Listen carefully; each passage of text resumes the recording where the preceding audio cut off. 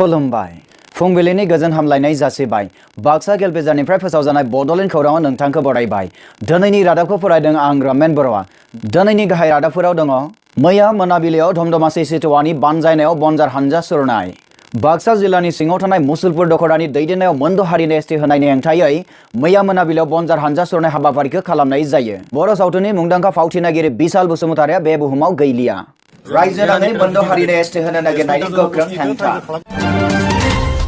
नोंथाङा नायगासिनो दङ बड'लेण्ड खौरां दानिया फैदो आबुं रादाबाव बर' सावथुननि मुंदांखा फावथिनागिरि बिशाल बसुमतारि बिथाङा बे बुहुमाव गैलिया बिथाङा 1 फेब्रुवारिनिफ्राय अराय समनि थाखाय बे बुहुमखौ नागारनानै थांबाय रुंसारि बिशाल बसुमतारिया बर' सावथुनाव गोबाव समनिफ्रायनो बाहागो लाबोदोंमोन आरो बिथाङा बर' सावथुनाव आं बर' सावथुनावबो बाहागो लादोंमोन आरो अदेबानि बिथाङा बर' सावथुनाव विलियाननि फाव लायोमोन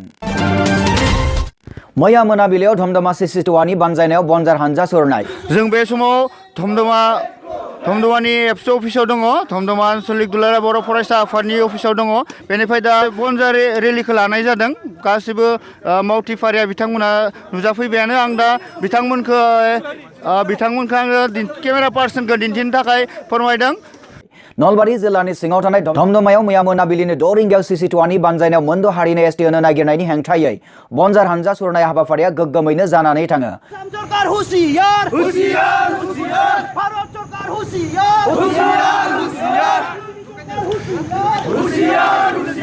बे हाबाफारियाव खमैबो 200 सुबुंफोरा आखायाव बनजार लानानै सोरखार हेंथा स्लगानफोरजों धमधमानि थासारिखौ दुंहाव खालामो बायदिसिना स्लगानजों बिथांमोना दावगाबोगासिनो दङ धमधमानि नोगोर गेजेरजों बनजार हानजाया सुरनाय हाबाफारिनि जोहै एबसुनि बाथ्रा दान्थे नेहाथारि दिपज्योति कसारिया हानजा सुरनायनि थांखिखौ बेबायदि बुङो दिनैनि मोनाबिलियाव नोंथांमोना मानो बे बनजार रेलिखौ लानाय जादों जे बनजार रेलिखौ दिनै लानायनि कारनानो जाहैबाय भारत सरकारा 6 जनगोष्ठीखौ जनजातिकरण खालामनायनि जि मोनसे प्रक्रिया जि मोनसे बिथांखि लादों बे बिथांखिनि बेरेखायै जों दिनैनि नैरा बे बनजार रेलिखौ लानाय जादों आरो बिथांमोना जुदि नैरा बे आयेनखौ जुदि बिथांमोना इमप्लिमेन्ट खालामोबा आसामाव थानाय जे 14टा थागिबि हारिफोर दङ बे हारिफोरा कमप्लिटलि निखेक जालांगोन कमप्लिटलि जोबस्रांजोबगोन नैरा बे बिला जे मालाबाबो जाया आरो बे बिलखौ मालाबाबो ट्राइबेलफोरा गनायनानै लाया होननानै जों हुसियार खालामना होखाबाय मोनद' हारिया एसटि मोनथावना नंगौना नङा बेनि सायावबो बेबायदि बुङो मोनद' हारिफोरा मानो एसटि मोननायनि जग्य नङा नोंथाङा मा सानो बे बिथांमोना एडभान्स कमिउनिटि जाय हारिया ताइ आहमा दिनै एसटि जानो नागिरदों जाय 600 बोसोर आसामखौ खुंबोबाय बिसोरनिफ्राय साब्रै चिफ मिनिस्टार जाखांबाय जाय कच राजबंशी बिथांमोना आसामखौ खुंबोदों बिथांमोननिफ्राय साब्रैनिख्रुइबो बांसिन चिफ मिनिस्टार जाखांबाय बेबायदि जौगानाय हारिया बोरैहाय एसटि मोनथावना आसाम सरकारा थाखानाय मोन 14 एसटिफोरनि इयुनखौ मस्लेर खालामनो नागिरदों होनना धमधमा दखरा एबसुनि बोसोनगिरि हेमन बर' बिथाङा बेबायदिहाय बुङो जे এই প্ৰক্ৰিয়াটো সম্পূৰ্ণ একেবাৰে কনস্পিৰেসি এক্সিস্টিং এসটিক নিশেষ কৰাৰ এটা কনস্পিৰেসি এটোৰ বাহিৰে একো নহয় धमधमानिफ्राय खौरांगिरि सनान्त बर'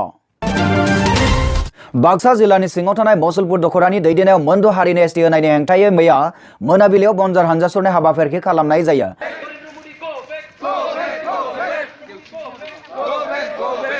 बे हाबाफारियाव बाहागो लानो हादोंमोन बाक्सा जिल्ला एबसुनि बुंथिगिरि रमदन बसुमतारिया बाक्सा मुसलपुरनिफ्राय बिक्रम बर' रन्जन दैमारिखौ थैजासिम जोबथेसालि होनाय साजानि हेंथायै चिरांनिफ्राय गोख्रों फिनजाथाय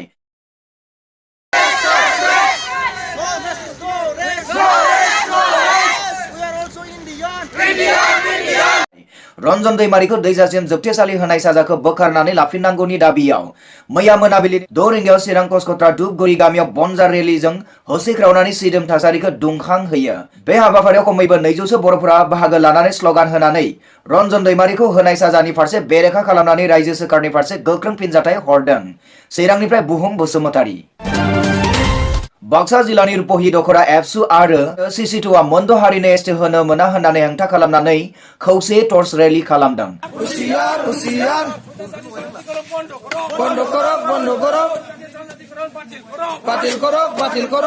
आथिखालनि आसाम सरकार आरो बिटिसि सरकारा मोनद' हारिनो एसटि होनो नागिरनायनि हेंथायै बनजार लानानै गोलाव हानजा सुरनाय जायो होनना जोंनिसिम खौरां मोनफैदों बे हानजा सुरनायाव खमैबो 200 सुबुंफोरा बाहागो लानानै हानजा सुरनायखौ गोख्रों खालामदोंमोन रुपहि एबसुनि आफादगिरि दिमान मुसारिया गोख्रों रावजों हेंथा होदों माने बिजेपि गभर्नमेन्टआ बेखौ उइद्र' खालामा बेखौ माने बन्द' खालामा बिल पास जानायखौ बिलखौ जेब्ला होबथाया अब्लासिम जों बे हाबाफारिखौ जों लांबाय थागोन।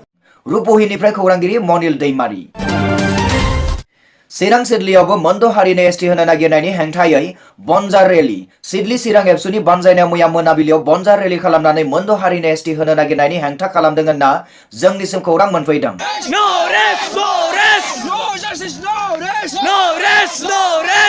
बे रादाबखौ जोंनिसिम दैथायहरदों सिडलीनिफ्राय बिलिफां बसुमतारी बिथाङा। नोंथाङा नायगासिनो दङ बड'लेण्ड खौरां। थांनाय 28 जानुवारि 2019 खालारखालि बाक्सा मुसलपुराव एसटि होनो नागिरनायनि हेंथायै सिसि2नि बानजायनायाव 3 घन्टा धरना हाबाफारि लानाय जायो। 11 रिंगानिफ्राय 2 रिंगासिम धरना हाबाफारिखौ बाक्सा जिल्लानि मुसलपुराव खालामनाय जायो होनना जोंसिम खौरां दैथायहरदों सालबारिनिफ्राय अकन बर' बिथाङा। मोनद' हारिनो एसटि होनो नागिरनायनि हेंथायै बाक्सा सालबारियाव मैया मोनाबिलियाव सिसि2नि बनजार हानजा सुरनाय। जुजिबोदों जे 6टा जनगोष्ठीखौ ट्राइबेल खालामनो नागिरदों जों हेंथा होबोदों। दिल्लीयाव बार थांनानै मेम'रेन्डाम होदों जों धरनाबो लादों। बे हानजा सुरनायखौ बानजायदों सिसि2आ। बे हाबाफारियाव बाहागो लायो सालबारि जिल्ला इउनिट ट्राइबेल संघनि गाहाय नेहाथारि पलाश बसुमतारी, आफादगिरि बलेन स्वर्गियारि आरो बाक्सा जिल्ला एबसुनि लेङाइ आफादगिरि उमेश दैमारीजों लोगोसे सालबारि प्राइमारि साहित्य सभानि नेहाथारि रसेन मोसाहारि आरो गुबुन गुबुन आफादनि दैदेनगिरिफोर। जे आसामनि बिजेपिआ जि थांखि लादों बे जाबाय 6टा जनगोष्ठीखौ एसटि खालामथारनाय। बे 6टा जनगोष्ठीखौ एसटि खालामोब्ला बेयो जोंनि थाखाय जोबोद गिनो गोनां। बाक्सा सालबारिनिफ्राय अकन बर'। मैया 1 फेब्रुवारि खालाराव चिरां जिल्लानि काहिबारि आरो बुटियापारा गामिया बाथि सावनाय हाबाफारि लायो।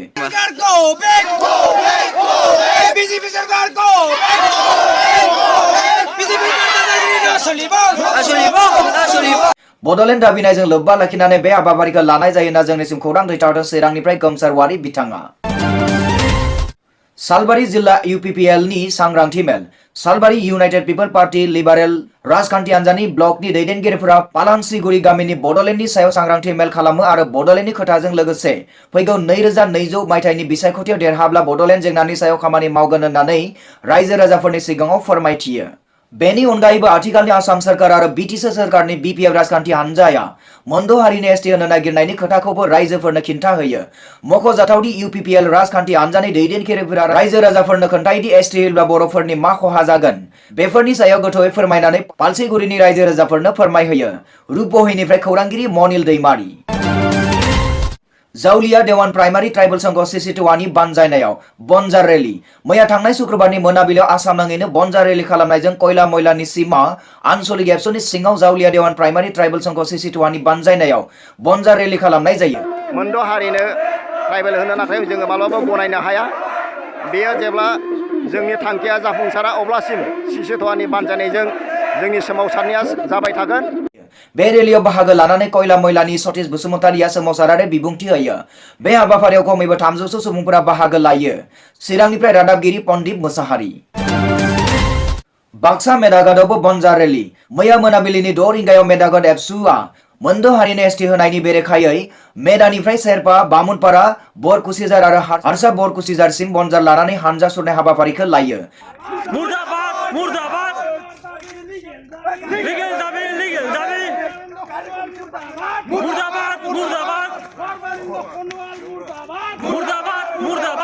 बिजेपि सरकार हुसियार बायदि सोरखार हेंथा स्लगान होनानै थासारिखौ दुंहाव खालामो होनना जोंनिसिम खौरां दैथायहरदों बाक्सानिफ्राय बिरखां बसुमतारी बिथाङा। चिरां दादगारि भुटान बर्डारावबो बनजार रेलि। चिरां जिल्लानि सिङाव थानाय दादगारि भुटान बर्डारावबो मैया मोनाबिलियाव मोनद' हारिनो एसटि होनो नागिरनायनि हेंथायै बनजार रेलियाव रोजा रोजा सुबुंफोरा बाहागो लानानै आसाम सोरखारखौ हुसियार खालामो।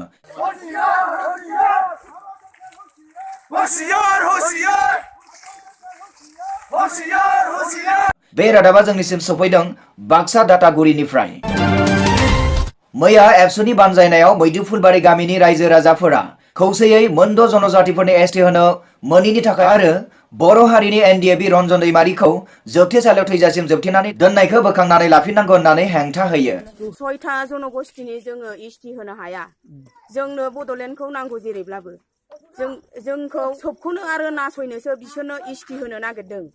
बे थांखियैनो रायजो राजाफोरा गासैबो बनजार रेलिखौ 5:30 रिंगानिफ्राय 6:30 रिंगासिम खालामनाय जायो होनना जोंनिसिम खौरां दैथायहरदों। नारि एबा जोंखौ नासयग्रा बिसोर लांसुनियाफोरनिफ्राय जों बारग'नो थाखाय जों बर' हारिया बुजिदो आरो खौसे जादो फै जों बयबो नाजानि आरो खौसे जानानै जोङो बड'लेण्डखौ लाबोथारनि चिरां रुनिखाटायावबो बनजार रेलि खालामनाय जायो चिरां जिल्लानि सिङाव थानाय रुनिखाटा दखरानि सिङाव आस्राबारि भिसिडिसि मावखुलिनि लांगोनानिफ्राय जागायनानै 20 किल'मिटार हानजा सुनाय हाबाफारिखौ खालामनानै मोनद' हारिनो एसटि होनो नागिरनानै हेंथा खालामदों होनना जोंनिसिम खौरां मोनफैदों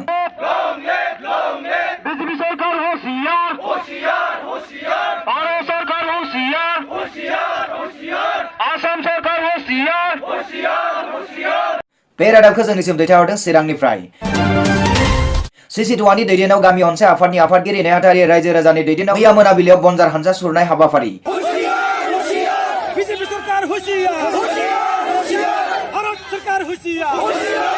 चिरां जिल्लानि 2 नं सापागुरि दगरपारा गामियाव बे रेलिखौ लानाय जायो होनना जोंनिसिम खौरां दैथायहरदों बिश्वनाथ ब्रह्म बिथाङा चिरां जिल्ला रुनिखाटा थानानि सिङाव थानाय खुंग्रि प्राइमारिनि दावराय गाबनाय जायगानि सिङाव थानाय 1 नं लाइजौगिरि गामिनि रायजो राजाफोरा ज' जानानै CC2 नि दैदेननायाव मोनद' जनगोष्ठीनो एसटि होनो मोना होननानै भारत सरकार आरो आसाम सरकारनिसिम गोख्रों हेंथा होदों बे खौरांखौ दैथायहरदों सेमसुं नार्जारि आरो गोखै बसुमतारि बिथांमोना बेजों लोगोसे दिनैनि रादाबाबो एसेनोसै गोजोन्थों।